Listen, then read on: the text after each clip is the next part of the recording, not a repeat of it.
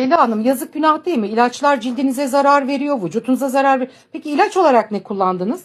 Organlarına zarar veriyor. Gençlerin 15 yaşındaki gençlerin akne tedavisinde kullanılan çok ağır yeşil reçeteli bir ilaç verdi bana ve beni zehirliyordu.